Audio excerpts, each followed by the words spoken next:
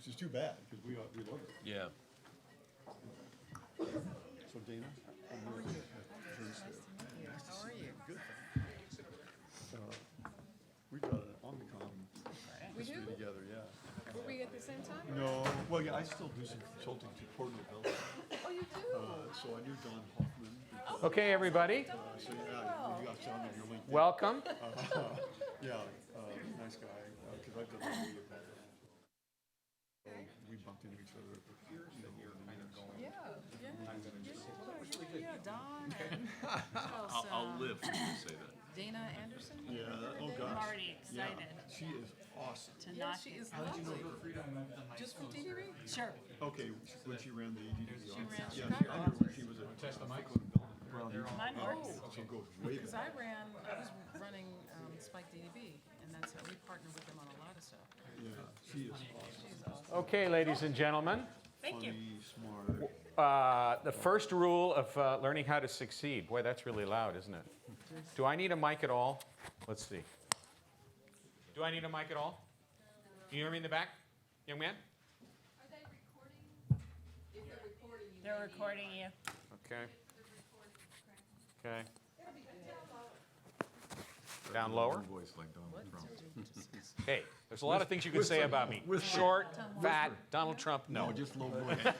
And a different hairdo. Okay, so first lesson of the day is what today? About how to succeed. Start on time. Start on time. Don't schedule meetings on Friday afternoons at 1 o'clock after lunch, because it'll be really hard to keep you all awake. Lesson 3 is if you're really, really lucky and you succeed, you get a chance to not give a shit, about what people wear when you go to client meetings, or what you want to wear when you're at client meetings. So I thought I would demonstrate that. This is my attire at client meetings, Hawaiian shirts. Anyway, today we have a distinguished group of a panel of people who have both advertising and public relations experience, big agency, small agency, their own companies, small town, big town. So we're going to talk a lot about all of those issues. But before we start, I'll just introduce all of them. And I'll start with Dana. This is Dana Wade. She is the head of North American operations for a huge company called Red Fuse. And she's also the senior consultant for Maven Magnet. She has been featured in New York Times, Ad Age, and several other locations. Am I ringing? Okay. And she is one of the women to watch in the advertising business, which is easy to see once you get a chance to hear her talk. And to her immediate left, this is Dana there, to her immediate left is Rich Jernstedt. You'll see a few 1969s on there, me, Rich, Ron. This is the glory class that went through Allen Hall. We're right here. This guy's 6'5", this guy's 6'4", and I'm 5'6". Something happened along the way. Anyway, we've been friends for almost 50 years, and great friends, and we all went through here and all loved our experience. So, introducing Rich. He started his career with corporate side communications for a major global packaging company. Then he worked 26 years for the same company, Golan Harris, which is a major PR firm in Chicago. It's now still part of the Interpublic Group, right? Numerous accounts there. One of his famous clients is McDonald's. And he also spent the last 12 years with that company being the CEO. So here's a guy who started at the ground and worked his way up and was very successful. 7 years as a CMO at Fleischmann Hilliard. And the last 4 years, he's had his own company, Jernstedt & Company, and he's been a consultant to Porter Novelli. So for those of you who are not in the PR world, those are the names out there about that. Okay, let me introduce Neal. This is Neal Rosen right here. Neal has an interesting background working for many regional PR firms early in his career. So he's kind of worked at a different level. Then he went and worked for major firms, Burstyn Marsteller and Fleischmann Hilliard. And then he started his own company.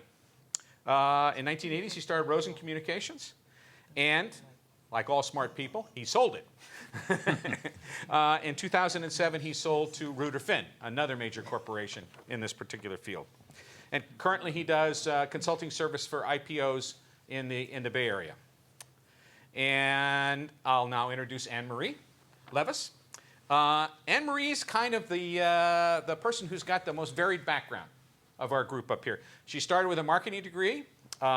She's worked in PR. She's worked in advertising. She has an MBA from the University of Oregon. She sold software. She's also been in international high-tech work in Europe. And then she came to Eugene and started her own company, Funk & Levis, here in Eugene.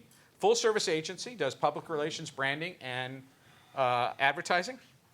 And she's kind of had an interesting career opportunity with the work that she's done for Umpqua Community College.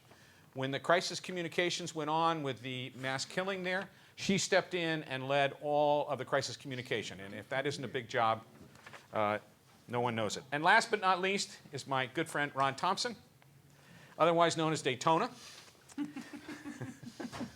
Nicknames never die. Never did. And Ron started his career on the corporate side. So he worked for Georgia Pacific. He worked for Owens Corning. He was a reporter for a weekly newspaper. He was a copywriter for a local radio station in Portland. And then, like others, he started his own company. So for the past 35 years, he's been running a company called Ad Focus in Portland. It's grown quite nicely and then has shrunk as Ron in his career have decided to kind of manage a smaller company. Been very, very successful, worked for clients like Hewlett-Packard, Tillamook, and now is enjoying what he refers to as retirement, which is making money and not working very hard. So that's our group. So you can see we have a cross-section of people here who've been in their own business and who have not, who've worked at big agencies, who've worked in big cities, et cetera. So we're going to start with some questions. We're going to run this a little differently. If you were at the other seminars, we're going to allow you to ask questions right away. So when somebody answers a question, if you've got a question you want to do as a follow-up or something you want to ask about, by all means stop us and we'll entertain that question right then. And I'll try and move us along. Probably not as good as Deb did, but I'll try and be as good as she is. Okay, so let's start with what people look for in terms of new people coming out of school and entering the marketplace, be it public relations or advertising. Who wants to take that first from our group? Gee, I love this enthusiasm. This is really good. This is what you want to communicate. An entry-level person, you mean? Yeah, entry-level person. Somebody, one of these kids is coming into here. What are you looking for? Okay. Rich? Yeah, I love this. One of my favorite things to do is offer to review resumes for young people. So when I speak at a college campus, I'll usually put 5 business cards out on the table and say the first 5 that capture them, send me or give me your resume. By the way, if you're hunting for a job, are any of you hunting for a job? Okay, do you have your resume on you? Okay, first mistake. But I love to take a look at resumes, and here's what I look for on resumes. My classmates from years ago here will know that I was a big proponent of extracurricular activities. It was my excuse for not having to worry about getting such good grades. Because I tell my parents, yeah, but I'm involved in different things. So I have a bias for PR majors who have involvement in extracurricular activities. I think it's a great way to learn. You can lead a team, you can make your own decisions, you can run a budget, you can do a lot of things as a student that you might not have a chance to do even when you're in a full-time employment opportunity. So I look for that on a resume. If you put your grades on a resume, they'd better be really high. Because someone who says 3.2 out of 4.0, okay, I did that, and that's not very impressive. So I wouldn't even bother with that. I would show internships and other practical experience that you've had, and I would not be concerned about whether or not they were in a public relations or advertising environment, but that it was any sort of a career opportunity that gave you a chance to have a boss, fulfill expectations, show some progress in what it is that you did, so that I can get a sense that you will hit the ground running if I give you a chance to work with me and the company that I'm representing. I always tell young people that if the job is open, then there's some desperation on the part of the hiring managers. You need to look like you can come in and hit the ground running. So I'm looking for anything on the resume and in your background that says, I've got a broad background in coursework, I've got a broad background in my practical experience. Even if I worked at the Gap or some other retail environment, it says to me that you're motivated and couldn't imagine sitting at home not having a job. So that's my 2 cents. Okay, any questions? Follow up? Now, here's another rule. If you guys don't ask questions, guess what's going to happen? We're going to keep We'll talking. ask you. We're going to keep talking, and I'm going to get you to ask a question. Dana, anything you want to add? Yeah, I'll add actually a first resume is probably the most difficult resume to write, right? Because some people have done a great job of seeking internships and really sort of digging themselves into the career track that they want to follow. Other people just, didn't have that desire and have only classwork to show. And when I say only classwork, I don't mean that's all you got. But either of those backgrounds are okay for me, because I sort of assume that you don't know anything and that you haven't had any robust work experience. Unlike my colleague here, I actually don't want to see retail experience on your resume. I think it's nice that you might have worked at the Gap, but unless you were working in PR or advertising or some related space, not really relevant to me. For me, a first-time candidate is really about how they present themselves. Are they articulate about their goals? Do they have a sense for the company? Now, I can't tell you how, in this wonderful world of the internet, I can't tell you how many people I've interviewed and I've said, so what do you know about the company? What attracted you to us? And people haven't even gone on the website to look at have not even gone on the website. So that's an important thing. So how you present yourself, how you show up, is far more important to me. How you think, if I say, well, what book have you read recently? And you're like, I read a magazine, then I'm like, okay, so you're not particularly intellectually curious. So there are just things that I'm looking for, because I want people who are intellectually curious. I want people who have a wide variety of interests in their backgrounds. I want people who are hungry, who are willing to learn, because that's kind of where you are. You're at the ground floor, right? You have a lot to add, but you have to sell yourself. So those things are, I think, most important to me. Follow-up notes are hugely important. It says that I didn't waste my time talking to you. It says that you actually want the job. And then just based on our conversation, just bringing some things back in your letter to me, your email to me, about your experience and how you can connect your background to the role is important. So thoughtfulness, I believe, is an important part, especially of your first job. Competition for first jobs are fierce in New York. People are dying to get to New York, and they're using every favor that they can to get into an agency. So think about your competition, and think about where you want to go. Don't do anything just to have a first job. Just try to wait, if you can, for the thing that you really want to do, and explore that.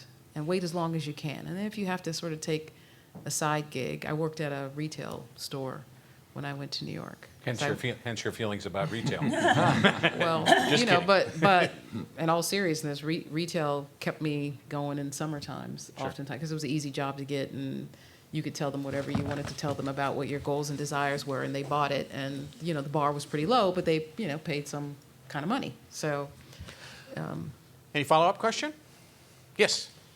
Can you Carly? elaborate on ways to follow up? People? yeah, send a nice email. Thank you for your time. I'm really interested in the role.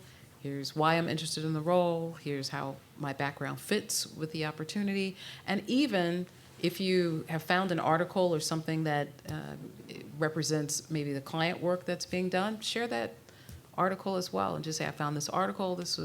I thought you might find this interesting reading, because we're all looking for stuff to stay abreast of. So those are things that just demonstrate your thoughtfulness and your seriousness about the role and the opportunity. Yes, young lady. My name's Carly as well. Well, would you mind telling us who you are? Yeah, I'm Carly. I'm a senior at Oregon. Okay. Journalism major, obviously. As far as the physical resume, do you like to see relevant coursework and interest on there, or does that come out more in the interview process? I do want to see as robust of a resume as you can put together. But again, for me, you're not going to live and die by your resume, because I know that's going to be like it's your first job. We're going to be helping you build your resume and build your experiences. So make it as robust as you can with tangible, relatable experiences. And I'm good with that. It's going to be all about our conversation because I want to know how you think, what your real interest is. Do you really want this job, or are you really interested in advertising? So you're looking for some passion. Absolutely. Ron? I would add a couple of things to that. One is if you've got experience, and it's not the gap, but somewhere that you've got something that you might be able to tailor that experience toward the job. Do the research on who you're going to send the resume to. And, well, for example, as I said, I was a news writer for a couple of years. I submitted to get jobs because I said, I understand what the news process is. I can write a release. I can do those things. It wasn't what I really wanted to do. I wanted to work in an advertising agency, but I had that experience. So tailor your experiences that way. And also perhaps do some research on the firm, and maybe they're in a couple of industries that you might have some experience in. Whatever, as Dana said, make it robust as much as you can. And then one other thing, and that's, don't just send your resume. If you get the interview, great. Stay on it. I've interviewed several people over the years and then never heard from them again. Maybe they didn't like me, but I might have been able to refer them to someone else. People stop too quickly. In our business, it's reach and frequency, and you got to hit them several times. You're not going to irritate them. I mean, they may delete your email, but stay in touch. Try. Everyone likes a lot of enthusiasm. Show how much interest you have in marketing communications, whichever field it is. Anne-Marie? So I look for curiosity. I was sitting at the advertising and PR panel this morning, and there was a young man sitting in front of me, and something sparked his interest. It was something Corey DeBrowa said. And I said, oh, I saw that. I know that person. And he turned to me and he said, who is it? And wrote it down. The curiosity. And then he said, so he was trying to ask a question. I said, so what was your question? He had a really good question. I loved the curiosity. I always look for people who are curious. If you come and interview with me and you don't write me a thank you note and you don't ask me a question, I'll forget your name. Because it shows me that you don't have that curiosity and you don't have the thoughtfulness. Dana, I thought that was a really good point. I want somebody who's a critical thinker. I am spouting off ideas all the time. Half of them are terrible, but I'm spouting off ideas. I want somebody that says, how could you take that and make it great? How could you think about this? How could you make it happen? I've got somebody that's working for me right now at Umpqua Community College, and she always brings me problems. She never brings me a solution. So I want somebody that's going to solve my problems. This sounds horribly, horribly self-involved, and I don't mean it to sound that way, but I have too many things to do in a day. I want somebody that makes my life easier. Great. Walk in and tell me how you're going to make my life easier and how you're going to help me out. I have one of my interns sitting here in the classroom right now. I adore her. She always makes my life easier. Every day she asks, what can she do? How can she make it work? Neal? Any questions, by the way? Stick your hand up while somebody's talking. That's fine. Go ahead. Yeah, just I would certainly reiterate what Rich said about internships and experience, and I think you're lucky because I think the school does a really terrific job in that regard, and I would encourage you to take advantage of all those opportunities because obviously you'll get some practical experience, and as I think Rich said, you know, it demonstrates that you're committed to the profession. I think, you know, you asked about coursework. I do think that while I wouldn't list all my courses on a resume, I think if you have taken coursework in an area that's applicable to the job that you're interviewing for, you know, that's certainly worth bringing up. You know, if you're interviewing for a job at the advertising department of a bank and you've taken a number of business and financial classes here, you know, that's meaningful because you're not starting at the bottom of the rung in terms of knowledge. You've got at least a little bit of base knowledge on that material. And so certainly think about, you know, what you've done here and how it might translate to a particular opportunity. You know, Steve, a couple of those comments suggest how important it is to have different resumes for different interviews. I hope you all understand the importance of that. We all got our first jobs when you had to walk down to a print shop to have them printed off, and that was the resume that you use. But now it'll take you seconds to customize, especially if you use the career objective line at the top. If that career objective line says to me that I'm hunting for a job in advertising, public relations, event marketing, sports marketing, or whatever, I won't pay a lot of attention to that resume. I want to see the objective that says, I want a job in public relations. Now, if you have 5 other versions of your resume, one of which says, I only want a job in advertising, and you're walking down the street and going to see Dana for a job in advertising, more power to you. But let me know that you're smart enough to customize that resume for the situation, as well as all your practical experience, where raise certain things up, expand on certain things, if you know it'll be relevant to that person that you're meeting in that particular environment. You all kind of talked about some practical things and some attitudinal things. Let's go back and see if there's anything else in attitudinal. We said curious, we said diligent, we said good follow-up. What other might be other kind of intangible things or attitudinal things that you look for? A lot of times people are interviewing for a specific job on a specific account. Mm-hmm. So, do some research around that account. Read, through, there's any number of places where you can get information about what's going on with a particular brand.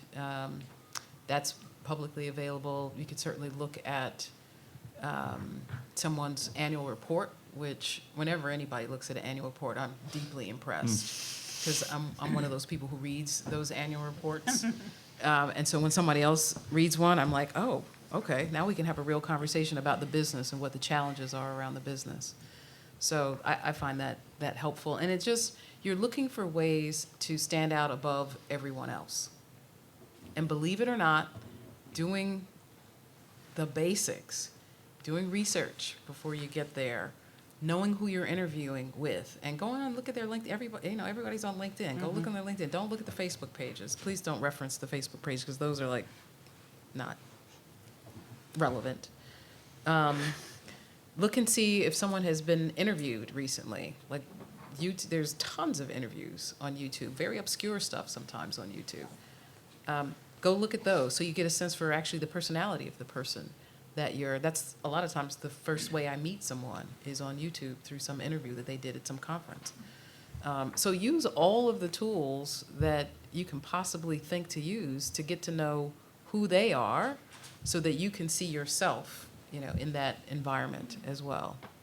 And if you're doing an informational interview, recognize, one, that you value the time of the people that you're interviewing with, but ask them a single question at the end. Is there anybody else that you think I should talk to?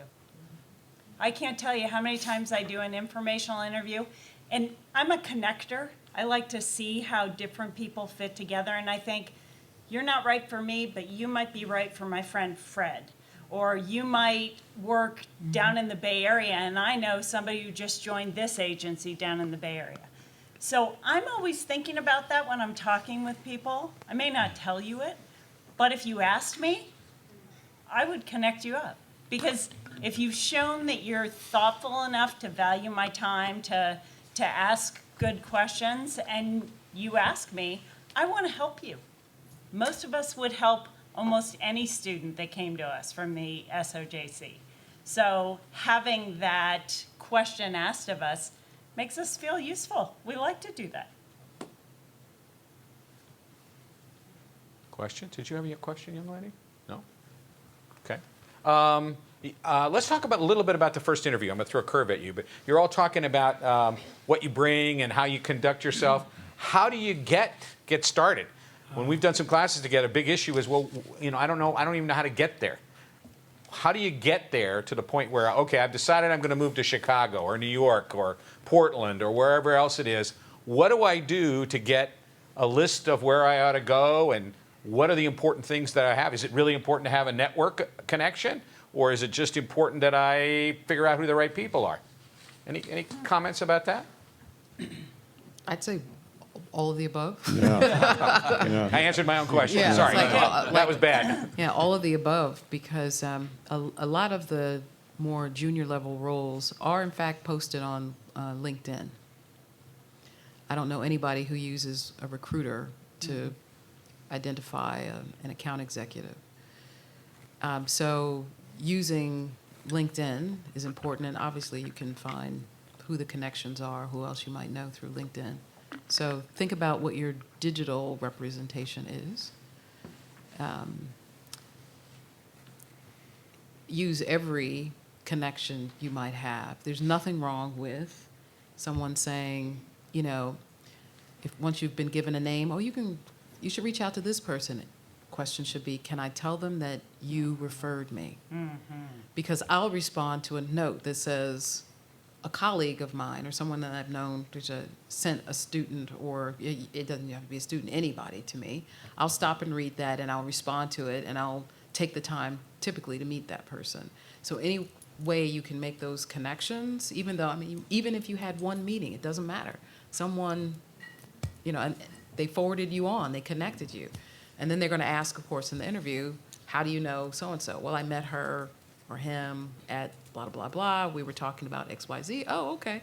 It makes you look like you're connected in the industry, right? So all these things, some of it is smoke and mirrors, but some of it is actually tangible, because it is about, you know, perception, a lot of it. On the public relations side, on the agency side of that, there's a thing called the Public Relations Council, PR Council, with 120 or so agencies belong, and on that site, each agency will list job openings. PRSA will have job openings on its website all over the country, and different markets will have different sites. There's one in Chicago that I can't think of now. It's almost kind of a crude name, but it's very popular with young people because it's where they go to find job openings in public relations. And the other tip I'd give you is to watch the news.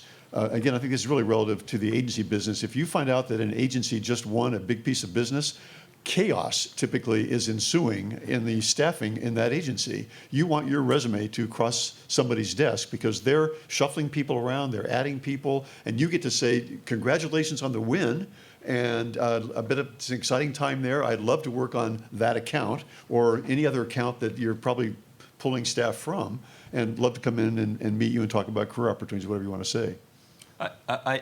While obviously you have to fish where the fish are, don't limit yourself in that regard. To the point that was made earlier, if you're moving particularly if you're moving to an area that is new to you, do the research and find out, whether it's on the agency side or the corporate side, find out what they do and make your outreach to that organization as pointed as it can be.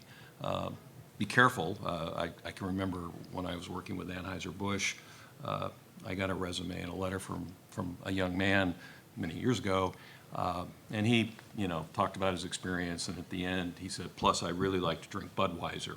I kind of moved that letter and resume to the side, so you need to be a little careful how you approach that subject. But there are going to be opportunities out there that aren't listed on LinkedIn or aren't listed on on other websites, for example. And if you've created an impression and you've been first in the door, that can help greatly in your search. Another way is to Just a question. Hold go on. ahead with the question. Kind of going off of Could that. you tell us your name and My name is Liz Argus. And? I'm a PR major, senior. okay? I'll be graduating next term. So, and going off of that, I've heard it is a kind of a good idea to put personal, kind of interesting fact about you on your resume to kind of set you apart. But do you think that's better to leave out and maybe bring up during an interview? Obviously, the Budweiser was a bad example of that. But where do you think the line is on that? Well, I don't put a lot of stock in that. I mean, I think if there's an opportunity during the course of the interview, and if it's relevant,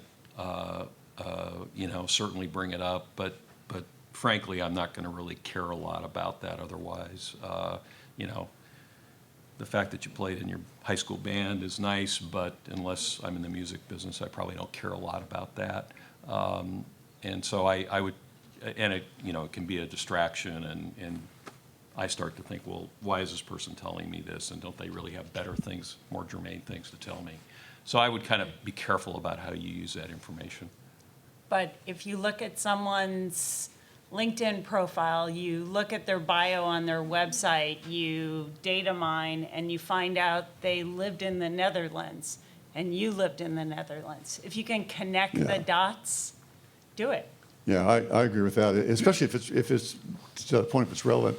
Even if it suggests something about me as a person, the curiosity factor that Dana mentioned, if we heard a lot about that this morning and the importance of reading. So, if you've read a book a week since you were in the 3rd grade, I don't know that I wouldn't like to know that about you on your resume under a category of things you might be interested in. And if it's relevant to the kind of job that I'm anxious to fill, or it says something about you as the kind of person who can fill that job, I think that would be interesting. And travel is a big thing that I look for.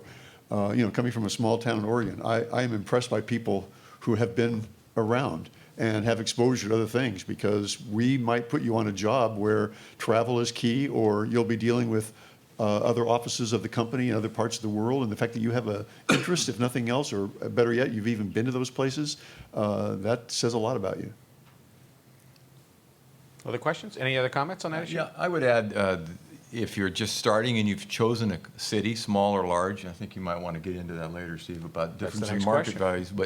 But you can always do some research on your own. I mean, if it's not LinkedIn, you knew nothing about, say, the Bay Area, you can find lists of PR, advertising agencies, and find out, you can see some of the firms that they work for, things like that. Make it a game so that you can structure your resume to get that first insight into the company. Just do the background work, and I think you'll find that it's more interesting and exciting. By the time you land a job or an interview, you've done the work to do that. And talking about books, Dana said, well, I don't care if you read this or that, but for example, if I was starting over right now, I just finished a book yesterday called the Attention Merchants. It's a history of advertising and attention. It goes all the way to us carrying our phones around today. And, how do we get people's attention and things? If somebody read that and brought it up in an interview to me, I would say, well, they're real interested in the industry, that's for sure. I'd be impressed. I'd add one question to yours. Relevance is a key word in this whole discussion. If you're going to draw on your background or even your personal interests, if it's relevant to the person or the job opportunity, then it's worth thinking about. Some stuff belongs on resumes, some stuff belongs on letters. Okay? And you can be the judge of that. So let's talk about small markets versus big markets. One of the questions that comes up at the University of Oregon a lot is, oh my God, I can't go to work in New York, or I can't wait to get to New York, or Chicago, or San Francisco, or all of these places. There's a fear factor about big cities for some people here. So let's talk a little bit. Several of you have worked in major cities. Some of you haven't, but most of you have at some point in your career. Talk a little bit about the process you went through when you were thinking about starting your career and some of the debates you might have had about big cities versus small cities. Dana, you and I had the same issue. I had to get to New York tomorrow. I didn't have a debate. Yeah, me either. But I was going to New York why? because it's the mecca of advertising, period. And in fact, I think I said this last night, but when actually the first time I went to New York was on my way to Europe after my senior year in high school. And I came back and I told my mother that I was going to live in New York. Needless to say, her heart dropped. I also told her another time I was going to be in the music business, and that made her heart drop too. So, but the energy of New York and the energy and the scale of the business in New York was just a place where I wanted to be. And I figured if I could do it there, I could do it pretty much anywhere. There is a song, and if I Thank start... Thank you, Frank Sinatra. Yes. Right? And if I start dancing, you'll know exactly why. But, and I did another crazy thing. I went to New York without a job. And I gave myself 3 months to find a job. Left here with 2 other U of O students. Each of us had 1 bag, 1 piece of luggage. We didn't have an apartment to live in. We had virtually no money. But each of us made bargains with our parents. My bargain was, if you'll pay my rent for 3 months, I'll take care of all my other expenses until I find a job. Thankfully, my parents agreed. And my other roommates had similar kinds of deals. We stayed in the Martha Washington Hotel for Women for 2 weeks until we found a apartment to sublet in the summer, and we started interviewing. I worked retail. I worked in a couple of department stores to fund my food and other living expenses. So I was a little bit serious about where I was going and why I wanted to be there. You weren't scared? No, I didn't have the good sense to be afraid. Ron, what do you think? I am partial to small markets because that's where I ended up. And But you could have gone to New York. yes, in fact, I had an interview in New York when you were working at J. Walter Thompson. I don't find anybody you know who's working there already, you know. And I did not have a good. My car got broken into. I got backed up against a wall.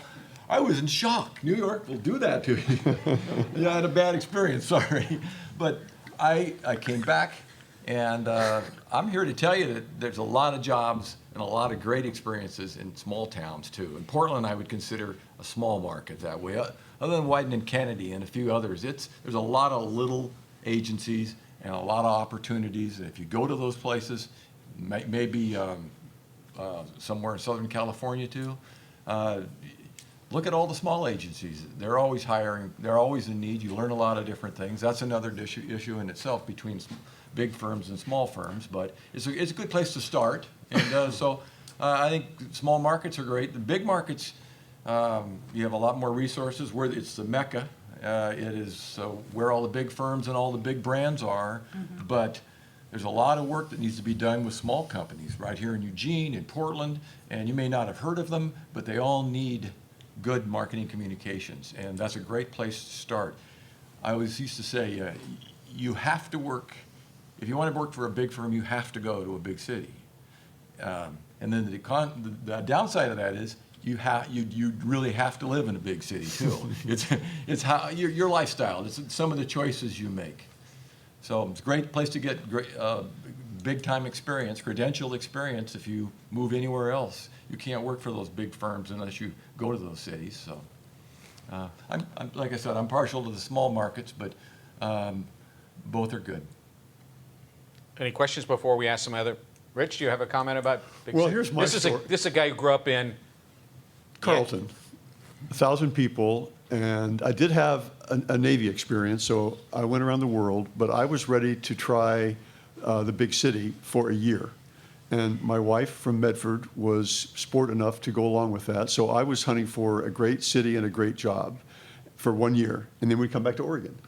And so I found this great opportunity in Chicago. We lived in a suburb, so we got out of the big city. I mean, just to show you, I didn't think such a thing as a PTA could exist in a big city. When the first time someone said, I'm going to a PTA meeting, I literally said, do you mean there's a PTA in Chicago? Okay, so I wasn't ready for the big city, but we lived in a great suburb that people said was the closest thing to Oregon you'll ever find, and we loved it there.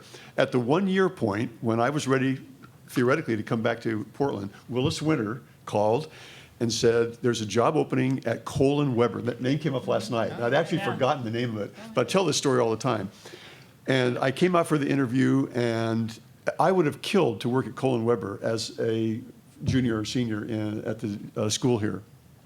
But I'll tell you what, everybody I talked to that day said, boy, I wish I worked in a big city. I wish I was talented enough to work in a big city. I wish I was getting the kind of experience you're getting. And I heard that about 6 times that day. And I flew back to Chicago and I said to my wife, you know what? I think we ought to live here for like another year or so, because they all think that something really magic is happening to me. Now, we've lived there, that was in 1972, so we've lived there a long time. But I have, now Portland by now would be a great place to work, I think. Yes, it is. Back then, Wyden and Kennedy, trust me, didn't even exist. I think it was Jansen and Pendleton Mills and the State of Oregon Tourism Account, the only PR programs of any size at all, literally in this state. That's changed a lot, and I think living here, we lose people from Chicago to Portland now because of the great opportunities from a career standpoint as well as the lifestyle. To Ron's point, I think that the smaller markets can give you a great accelerated learning opportunity because you might find yourself doing a lot more in a smaller environment, even with smaller clients, than you would in a large corporate department or an agency in one of the larger markets. But if you want to have a big experience, you're bound to have to spend some time in a big city where those clients tend to be located. So back to the resume, I look for someone who has had that kind of experience, but has opted perhaps to go someplace smaller because they realize that'll be just as good for their career. I've been involved in a smaller office in Chicago the last year or two, and the accelerated learning experience that our young people have has been amazing. And our job then is to try to keep them because they get picked off by everybody else because they've had such a great opportunity to learn so fast by being in a smaller environment. Anne Marie? Neal? Either of you? I often tell people when they're interviewing with me is it's really a lifestyle choice because if you start at a smaller agency or a smaller market, you'll be able to do so many more things. We have to be jack of all trades here. We have to know digital. We have to know how you do the best of the best in everything we do. Are we the best of the best? We try to be. If you start, I've had people leave me to go to Wieden and Kennedy, larger agencies, and they say, working for you was like a master's course in everything, how to do everything and how to solve problems every day. Now that I'm working at Wieden, all I do is this. And I do it over and over again, and I'm really deep, and I know it really well, and I know the analytics, but I don't get to try things. I don't get to fail. I don't get to, solve a problem that nobody else can solve. So that, to me, is more of a, some people don't like that. Some people don't like the uncertainty of having to solve problems every day. I would die if I had to do the same thing over and over again. So in a small agency, people will say, I'd like to try that. Great, try it, go. Bring it back to me. Bring back all your questions. Tell me how you would do it differently. Just because I have this one way of doing it doesn't mean I'm right. Try something else. Challenge me. Tell me what you would like to do. To me, I think that's exciting, but I also recognize a lot of people that will intern for me want to go to a bigger market. They want to try something else. They want to have, frankly, this market is not great for the 20-something after you've graduated. It's great. I moved here and had children, and it was fabulous from the Bay Area. I couldn't have done the type of things that I do here in the community, traveling back and forth an hour to work. I don't have to do that here. But that's different. So I think it's really lifestyle. Yeah. And Well, questions? well, first of all, I think, we have to recognize that there's not a one-size-fits-all Right. answer to this question. And, a lot of it depends on luck, whether you're in a big firm or a small firm, and you end up working for the right people, and you get a mentor like Anne, or you end up working for somebody that's the opposite of that. I think as Steve suggested, I had experience both in sort of smaller regional firms and then offices of large national firms. And yeah, I think, for an entry-level situation, if I had to lean, I'd lean toward the smaller firm because you do get to try a bunch of different things. If you go into a large firm, you may get pigeonholed. If you're on the PR side, okay, well, you're going to be the media person, or you're going to write press releases, or on the ad side, you're going to be the creative person, or you're going to be the social media person, and you can get pigeonholed pretty quickly and pretty easily. I found that sort of a nice compromise ended up being, and I didn't have an appreciation for this until I kind of got through it, was working in offices of national firms, but not the mothership. And so, the firms that I worked for were both were the offices in LA. In one case, it was a St. Louis-based firm. In the other case, it was New York. And so you kind of get the best of both worlds. You had the sort of entrepreneurial, if I can use that word, spirit of a local or a smaller office, because it was a smaller office. But you got the benefits of the large national, international firms in terms of the kinds of people you worked with, the kinds of clients you worked with, the opportunities to do a lot of different things. And, you know, as I said, I sort of realized it after the fact, but that really proved to be a nice venue. Question, go ahead. Hi, I'm Justin. I'm a junior studying advertising. So with those secondary offices, is it a really identical culture, or is it different because of the geography or the size of it and the clients you may work with? Yes. Okay. Well, What are the similarities and differences? well, you know, and Rich can probably speak to this better than I can, you know, the big firms will tell you that they have a culture and, you know, it bleeds down through the organization. And sure, to a certain extent, that is true. But ultimately, it's a function of the manager of the office, the people you're working for, obviously the clients that you have. You know, if you're lucky, it's kind of a 50-50 mix. Yeah, I think it's also depends on the agency and the client work, right? So if you look at a client, a big client like AT&T, while BBDO in New York is their, it's a lead agency, the office in Atlanta is actually a fairly robust office, and there are people shuttling back and forth between New York and Atlanta on that piece of business. So you get probably in that example, get really almost the best of both worlds, right? So you have the culture and creative culture of BBDO in New York, but also some regional sensibility because of where the agency is. The client in that case kind of sets the tone. So you want to look at that as well. Of course, there are agencies that have, you know, big agencies that have smaller offices in LA or in any other market. And the cultures are very different because, again, our business is still driven by clients, right? So the client base in Los Angeles is different from the client base in Chicago, that's different from the client base in New York. And so the culture of those cities, Right. many of those smaller agencies are driven by a particular personality. And sometimes that's a great fit for people, and sometimes it's not. It's really, try both. Work at a big firm. Go work at a small firm. I've worked at a small firm as well. I didn't like that so much. And again, because it was driven by one crazy creative guy who was, in fact, a crazy creative guy who terrorized everybody, especially the account people. He terrorized us because we couldn't sell it better, you know, as well as he could, and we couldn't, you know, he had a thing. So that wasn't my thing. But try both and see at the early stages of your career, there's nothing wrong with going somewhere, trying something, staying for a year. Don't leave any sooner than a year. But trying something for a year and then going on and trying something else for a year, big or small, and then deciding from there what you maybe have a preference for.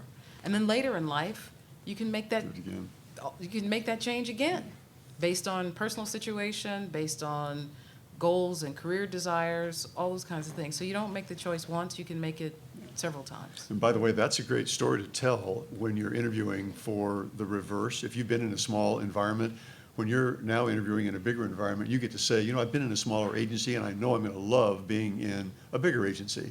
And that says to the interviewer, oh, here's someone who is passionate about it, might stay a little bit longer because they've been in the small firm now and they know they want to be in the large firm.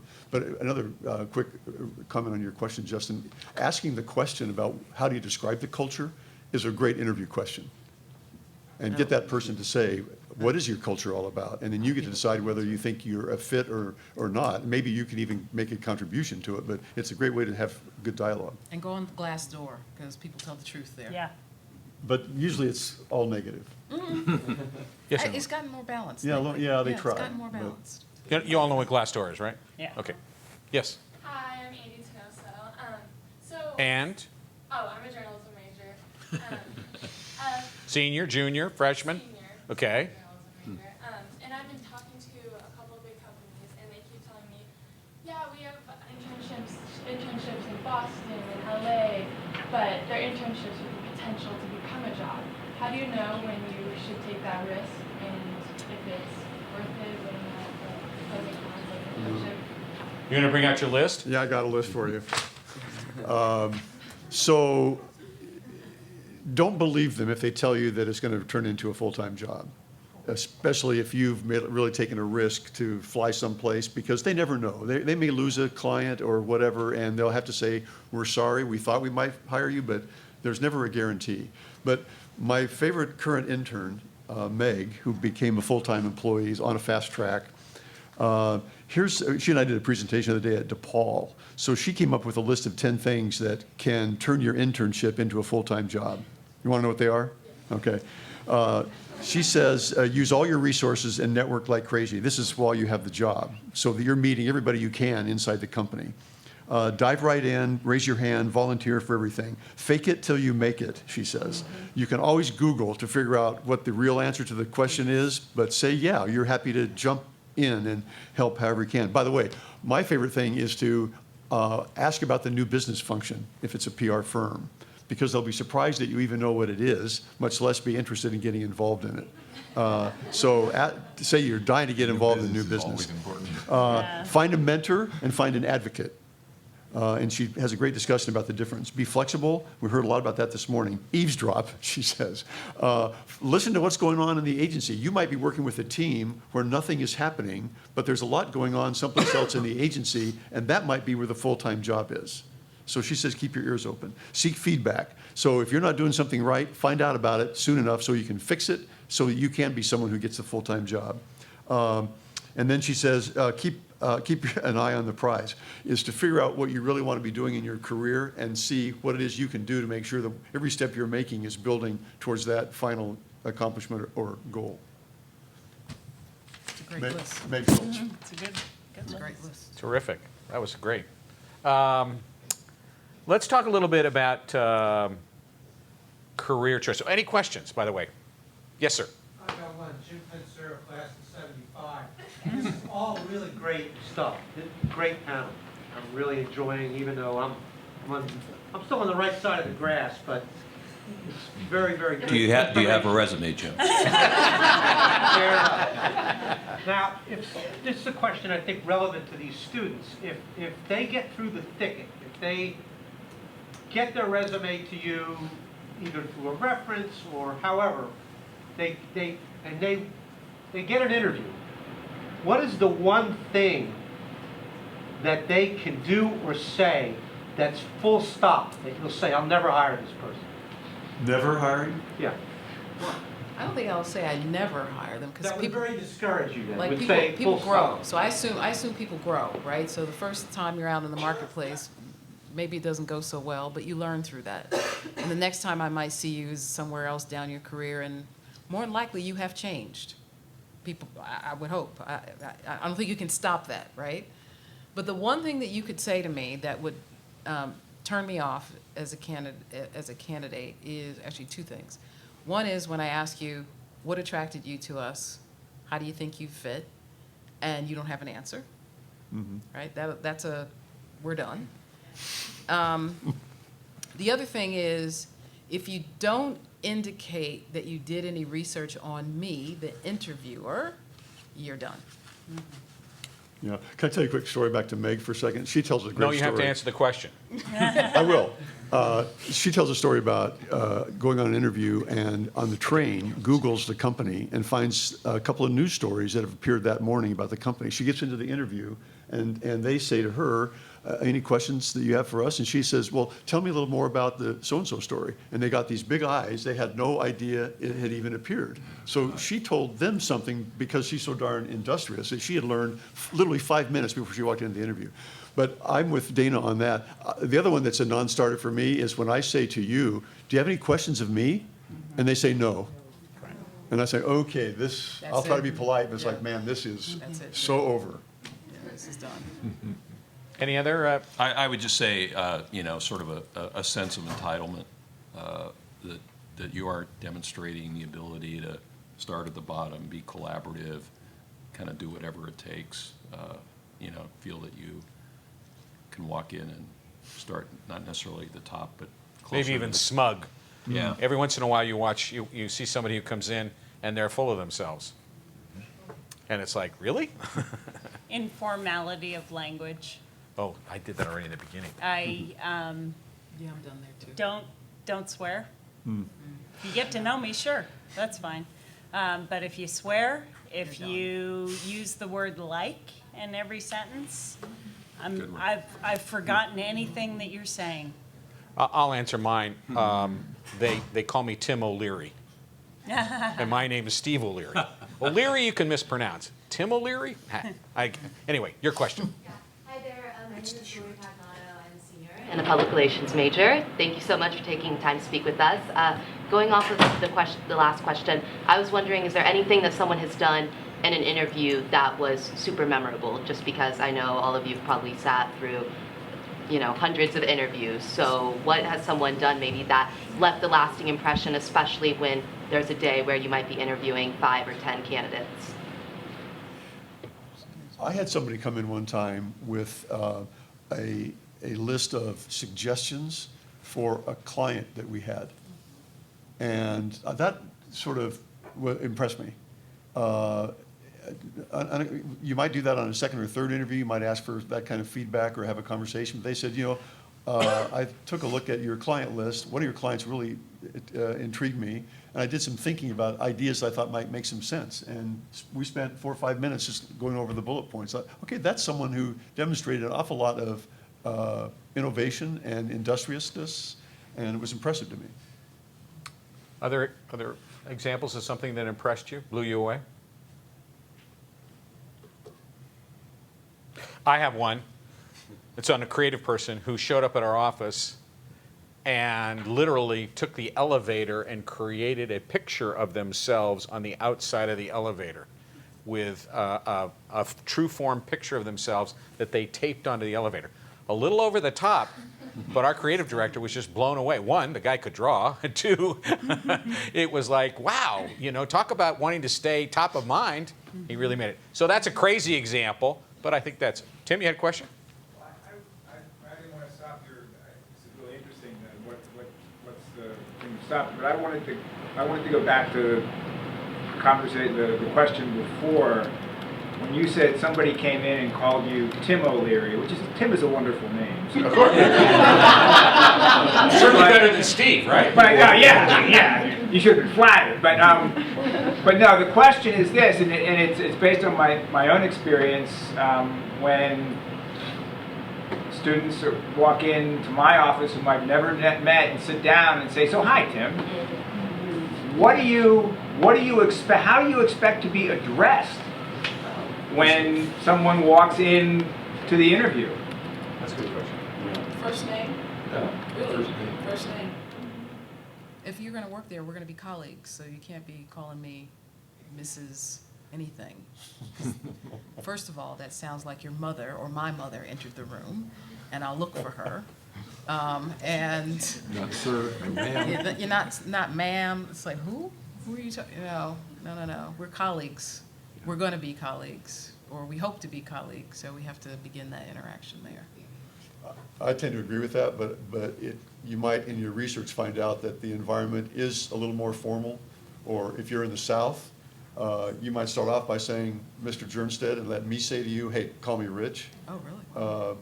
So you want to do a little research, I think, before you went ahead. Yeah, I think it's a generational and geographic discussion. Well, and I think there's more risk in being overly familial than being more formal. Yeah. You Yeah. can always back off from being more Yeah. formal. It's hard to kind of recover Yeah. from. Steve, the I have other a way. little story. So that didn't help you, did it? The best part of that was because I was thinking about that too, that the difference between, say, the Northwest and the South. Yeah. Yes. I mean, if I go, I'm very comfortable with people using my first name here, but when I go to a university in the South, I suddenly become Professor Gleason. I mean, to everybody, because that's Culture. the culture. And so knowing what the culture is really, really important. Stay away from dude. Ron, you're going to tell a story. Yeah, I just wanted, this is centuries ago, but when I was looking for a job and could not find one in an advertising agency, and I was committed because of a woman that I eventually married, and a few things to stay in Portland. And I could not get a job, and Bill Winter had a class called Campaigns at the time, Dr. Willis, and our project was on wood paneling. And, you know, this was a whole year of this stuff. So I brought that thing in when I finally got an interview with Georgia Pacific, and I got the job. I said, look, here's the history of it. Look at this. This is what I would do. It worked. You know, I mean, you've got a project or something that says, look how much I know about your industry already. That goes us back to this digging issue you've all talked about, and coming to the table with more information. To Tim's point. Yeah, go ahead, If Tim. you're sending me an email, don't say, "Dear Ann." Because first of all, it's not my name. Second of all, I'd rather have you be a little more formal via email if you don't know me, if we haven't been introduced. And it's easier to make a mistake that way. So in writing, I would be more formal, and then in person, is it all right if I call you by your first name? Yeah. So. We were going to move on to one more topic, but before we did that, I want to make sure because we don't have to do that topic. But so let's make sure we got questions that are in the room that people want to talk about. Yes, Nicole. I'm Nicole Dahman. I'm on the faculty here. You all mentioned intellectual curiosity and research. What are some sources? I know there's obvious ones, but what are some maybe unique or sources that you think are important that our students are reading to keep up with what's happening? Lots, yeah. It's Be like, what can't curious. you read? Exactly. Yeah. It's like, what can't you read? Well, in terms of activity happening on businesses, you know, if you're not subscribing or reading Adweek or Ad Age on a regular basis, PR Week. Yeah, PR Week. All of those Right. things are obvious answers. Yeah. But we talk about staying up in the news on the website. You know, if it's a really aggressive company, they're posting information about themselves on their website that may not be current news within the industry, and that's where you'll find information about what's happening in their particular shop. Boy, I think the Wall Street Journal, Great source. New York Times, maybe USA Today, Fast Company appeals to me when someone says they read it from front to back. The local newspaper of the firm that you're talking to, or maybe the clients that they're looking for, because you may learn something about the local market that would be relevant to the conversation. Yeah, you know what? My favorite read is Fast Company. Yeah. That's my favorite read. And then my second favorite read is Recode. Yeah. I find them to be fairly current. I could not get a job with you. What's Recode? Kara Swisher's blog, basically. Ah. So. Come on, questions you've got. You're sitting there agonizing, you don't think it's a question anybody else wants to hear about. Yes? I have a question for Rich. What suburb in Chicago is like Oregon? Oh, having lived both places? Yeah. Okay. It slopes a little bit. That's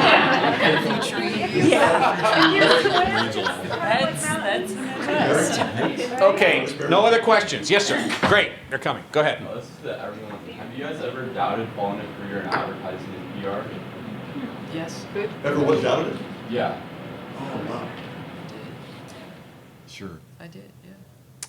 When was that? When was it and How why? many times, you mean? Why? How many times? Maybe like the first significant time where you really thought, like maybe right after college and you were doing your wholesale retail and you thought maybe I should be going to advertising. See, at the early stages of my career, I was too,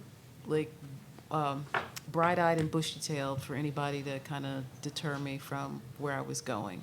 It wasn't until I got more responsibility later in my career and I started running an agency where I just was like, this is a different business from this perspective because you feel very responsible for the people who work for you. And you feel, all the new business activities, the lifeblood of any agency, you feel obligated to be out in the market, building business and building the reputation of your firm. I left that job and went to do some consulting work. Not because I thought I was done with advertising, but because everybody throughout my career had said, people have 2, 3 careers. The thing that you start out with is not necessarily the thing that you end up with, which happens to be quite true, coincidentally in my case. But I started to ask myself throughout the course of my career, what else would I do? And I always thought it was the creative energy of a firm that would keep me in an agency, but actually it was the strategic thrills that you get from solving problems and tackling new spaces and new sort of opportunities that was really what I was interested in. And I didn't find that out until I went to do consulting, because I got a whole different look at organizations and how they're structured,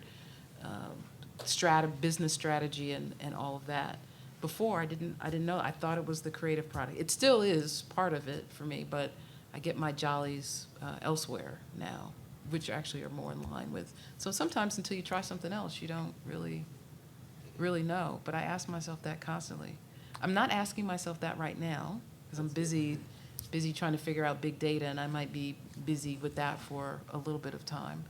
But Any other examples of? No, but Here. I did sales, and I lived overseas, and I liked sales, but it was somewhat unfulfilling on the creative side. And then when I hit sort of the nexus of creative marketing, advertising, PR, to be able to solve problems and be creative in so many different ways. I go to work every day and I love it. Do I love managing people? Not always. Yeah. Sometimes I get a little tired of that. Do I worry sometimes about, do we have enough business in the pipeline to keep I don't worry about it often. That I don't love, but being able to sit with clients and tell them how to get from here, which is a horrible place where they are, to here, which is a great place, and I can get them there, there's nothing better. You had a question. Yeah. Yes, I have kind of a logistical question. Okay. If you're filling out an application or writing a cover letter, and they ask you what to state your desired salary for an entry-level job, how do you handle that? Research. Yeah. I figure out what I would figure out what those jobs are getting paid. I'd look online, I'd look at Glassdoor, I'd sort of figure out, and I'd hit in that range. Yeah, they're actually, I'd take the time to know what the regulations are in that state too, because I think it's Massachusetts now where they are not supposed to ask you. Oh, interesting. Yeah. Huh? So, and frankly, I'm hoping that legislation gets passed in a few more Goes states. away. Yeah. But Glassdoor has been a great. Glassdoor's great, and many of these publications, Ad Age publishes an annual survey of salaries by area of the country. So that's one place. I'm sure there's something in PR that's in the same space. PR does a salary survey. Okay. Same issue. Yeah, one reaction Keyword to that, everybody said was sorry. Go ahead. Yeah, well, I was just going to say, another way to do that would be to put a minimum where you say it couldn't be any less than a certain amount, because you wouldn't want to take the job if it wasn't going to be that amount. That's the amount you actually need to survive in that market. So that I would, because I do that even with more senior people. It's like, what's the minimum? Then we shouldn't even talk. Yeah, I always suggest, we get this question a lot in mentoring sessions, range. Mm-hmm. Yeah. Then you're not locking yourself in too low, and you're not locking yourself in too high, Yeah. and you show some perspective about what might be happening in the marketplace. Any other questions? Because I'm going to throw one more at these group and let them talk about, yes, ma'am, miss. Hi, I'm Emily. Emily, sorry, Emily. Oh.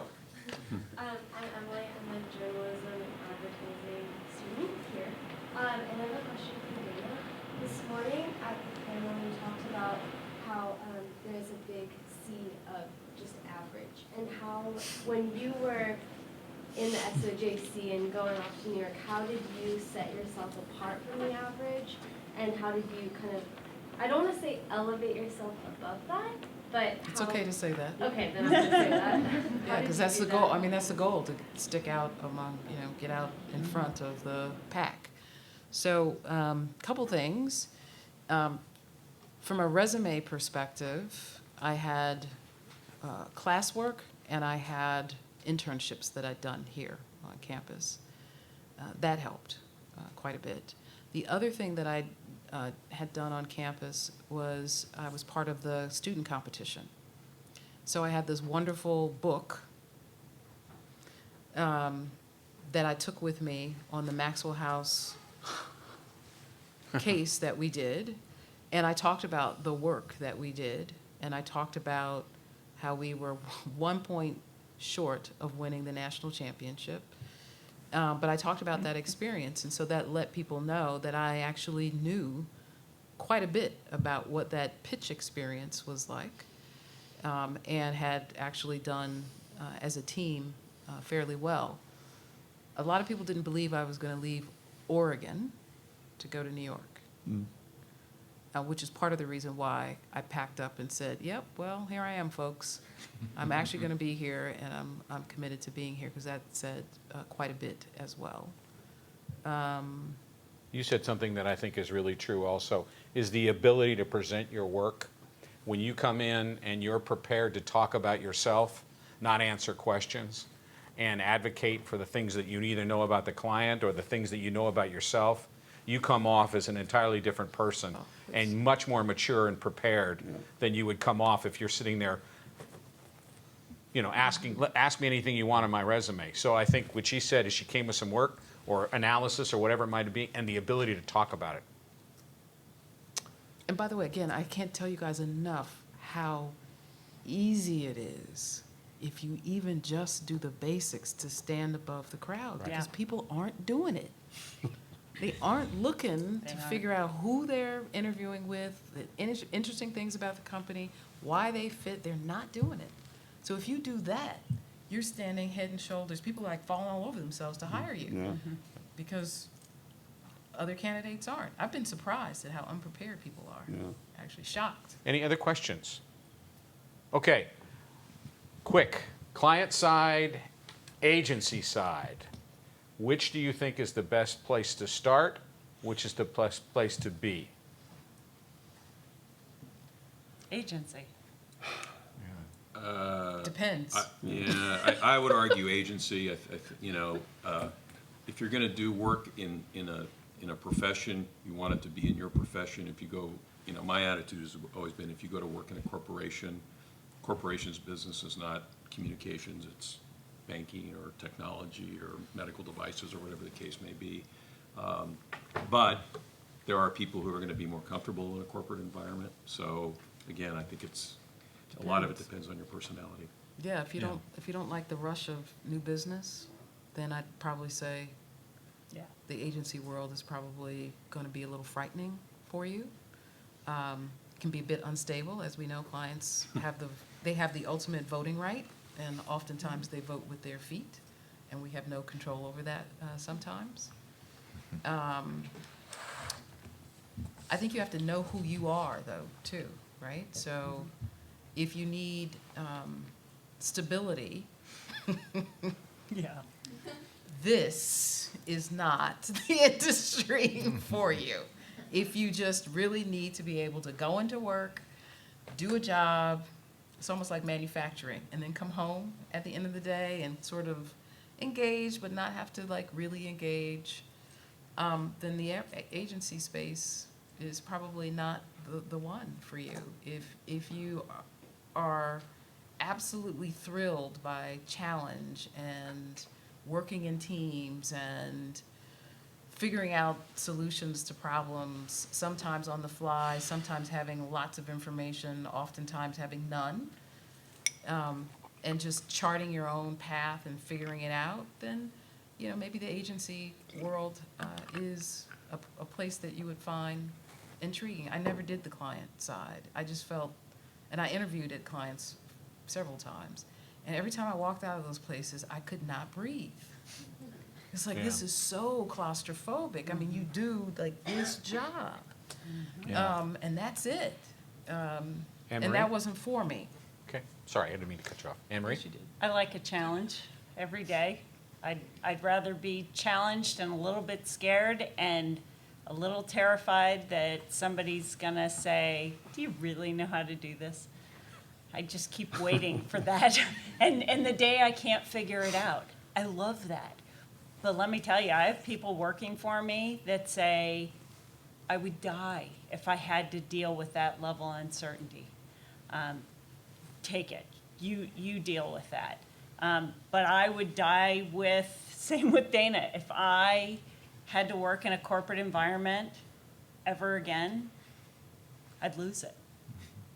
Yeah, I worked in a corporate environment to start. As I said, couldn't get a job in agencies, and by the time I got out of there, I saw that the ones who worked there really, the successful ones, really liked that industry. They would go around and smell the wood. I mean, and I thought, I can't do that. I don't think I can make it through here. And you know, I'll never forget that, because now I work and I'm moving out of the business, but over the years I could go meet with the president of a bank, and he talks about nothing but banking. And then I'm going over and talking to a dairy about, you know, how to take a brand from cheese to other products and build a brand. And then the next person I go see, and they're in their world, and I'm thinking, I don't have to be there. I come in to solve those problems, and it's thrilling. And you use communications for it. I envy you going into the world of this wild communications world, because it's never been more vibrant. It might be confusing, but it's vibrant. And that was the great thing about advertising or public relations. You go in and you leave those industries, because if you want to be successful in those industries, you've got to buy into that culture and love that industry. And those who have succeed in those. But I'm found out for myself that I don't like large organizations. I like small organizations, because I like to control things, and I like to go in and out of those industries that are a little more suffocating. Rich, and then I have one finished comment. Well, I've done both, but most of my career has been on the agency side for all the reasons that you heard. But I have had clients who were really passionate about the industry or the companies they were in, and I'm trying to think of them. It's our daughter's in fashion PR, so she loves fashion PR, and has been on the corporate side.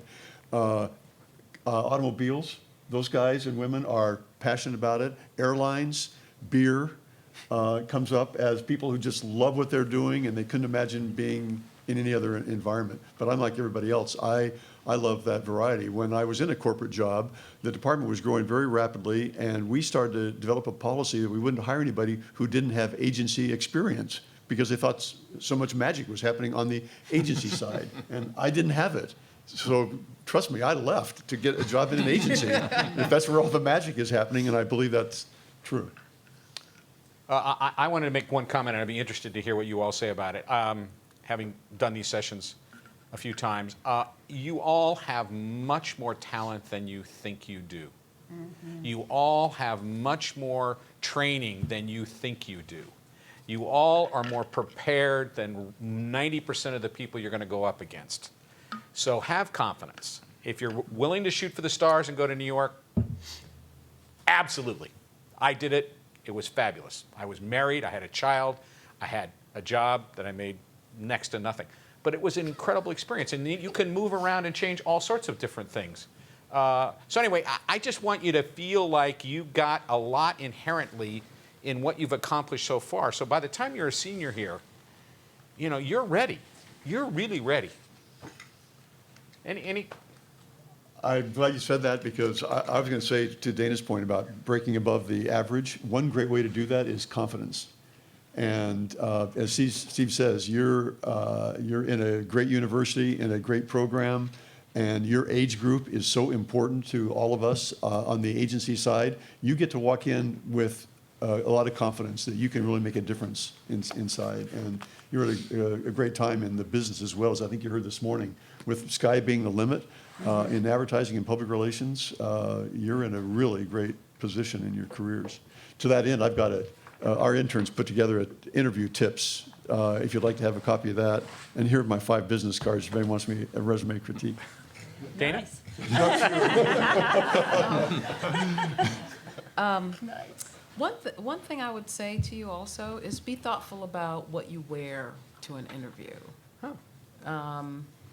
People... Hawaiian shirts? Probably not. Probably not. Later, you can wear... I mean, I'm more dressed today and this weekend than I typically am at work. I wear jeans every day and whatever shirt, jacket, or whatever I can find.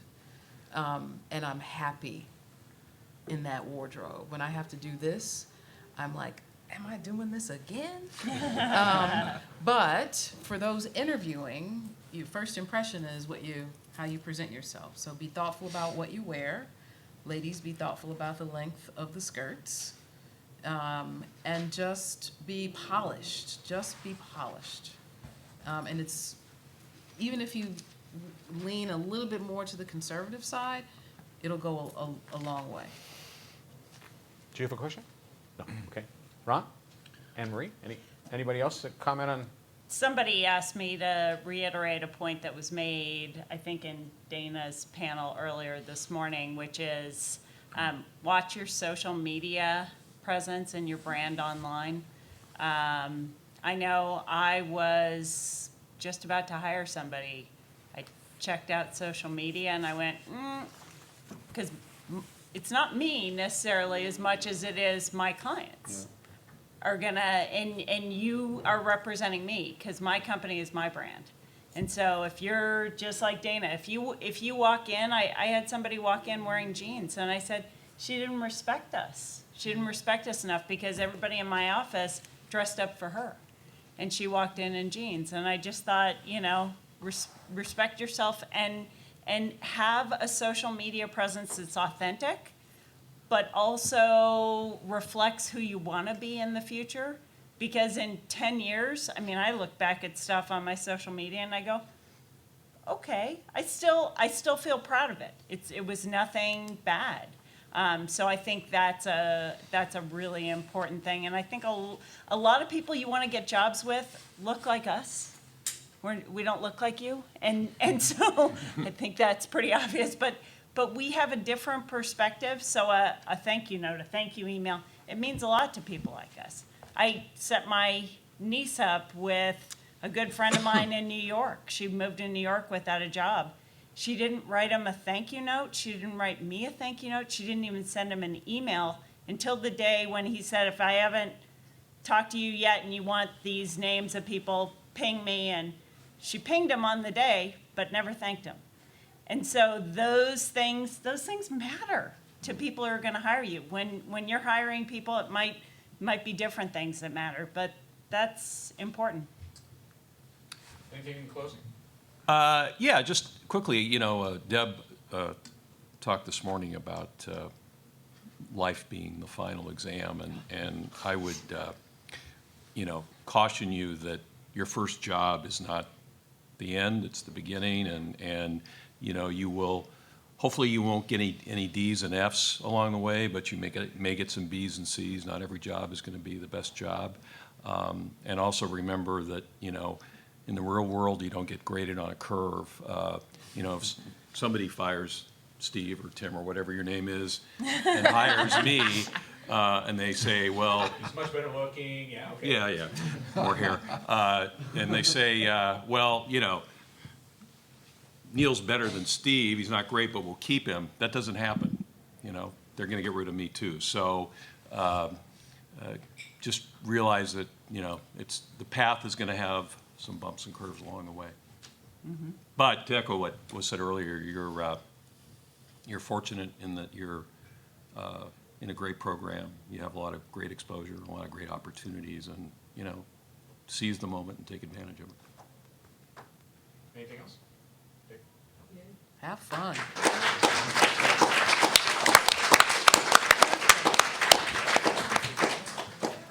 All right. Those who want to rush up and get